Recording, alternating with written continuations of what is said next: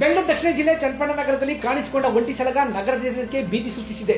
ಚನ್ನಪಣ್ಣದಲ್ಲಿ ಆನೆಗಳ ಹಾವಳಿ ನಿಯಂತ್ರಣದ ವಿಚಾರದಲ್ಲಿ ತಾಲೂಕಿಗೆ ಆಗಮಿಸಿದ್ದ ಜೆಡಿಎಸ್ ರಾಜ್ಯ ಯುವ ಘಟಕದ ರಾಜ್ಯಾಧ್ಯಕ್ಷ ನಿಖಿಲ್ ಕುಮಾರಸ್ವಾಮಿ, ಆನೆಗಳ ನಿಯಂತ್ರಣದ ವಿಚಾರದಲ್ಲಿ ಚನ್ನಪಣ್ಣ ಅರಣ್ಯ ಇಲಾಖೆ ಸಂಪೂರ್ಣವಾಗಿ ವಿಫಲವಾಗಿದೆ ಎಂದು ಅಸಮಾಧಾನ ವ್ಯಕ್ತಪಡಿಸಿದ್ದನ್ನು ಸ್ಮರಿಸಬಹುದಾಗಿದೆ. ಒಂಟಿ ಸಲಗ ಒಂಟಿಯಾಗಿ ಹಳ್ಳಿಯಿಂದ ಪಟ್ಟಣಕ್ಕೆ ಎಂಟ್ರಿ ಕೊಟ್ಟು ನಗರದ ಜನತೆಯ ಜೀವ ಬಾಯಿಗೆ ಬಂದಂತೆ ಮಾಡಿದೆ. ಮೊದಲು ಶಿಶಿರ ರೆಸಾರ್ಟ್ನ ಹಿಂಭಾಗದಲ್ಲಿ ಕಾಣಿಸಿಕೊಂಡ ಆನೆಗಳ ಗುಂಪಿನಿಂದ ಬೇರ್ಪಟ್ಟ ಒಂಟಿ ಸಲಗ ನಗರವನ್ನು ಸುತ್ತು ಹೊಡೆದಂತೆ ಚನ್ನಪಟ್ಟಣ ಅಭಿವೃದ್ಧಿ ಪ್ರಾಧಿಕಾರ, ಮಹದೇಶ್ವರ ದೇವಸ್ಥಾನ ರಸ್ತೆ, ಸಾತ್ನೂರು ರಸ್ತೆಯಲ್ಲಿ ಗಸ್ತು ತಿರುಗುತ್ತಿದೆ.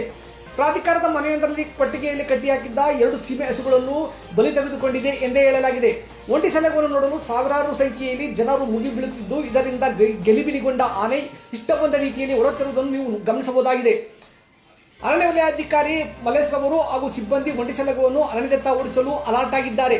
ಆನೆ ಕಿರುಚುವುದು, ಫೋಟೋ ತೆಗೆಯುವುದು, ತೆರಳುವುದು ಮಾಡಬೇಡಿ, ಇದರಿಂದ ಆನೆ ಕ್ರೋಧಗೊಳ್ಳುತ್ತದೆ ಎಂದು ಸಾರ್ವಜನಿಕರಲ್ಲಿ ಮನವಿ ಮಾಡಿದ್ದಾರೆ. ಒಟ್ಟಾರೆ ಒಂಟಿ ಸಲಗ ಒಬ್ಬನಿಗೆ ಎಂಟ್ರಿ ಕೊಟ್ಟಿದೆ. ಯಾರಿಗೆ ಯಾವ ಗ್ರಹಚಾರ ಕಾದಿದೆಯೋ ಆ ಗಣೇಶನೇ ಬಲ್ಲ.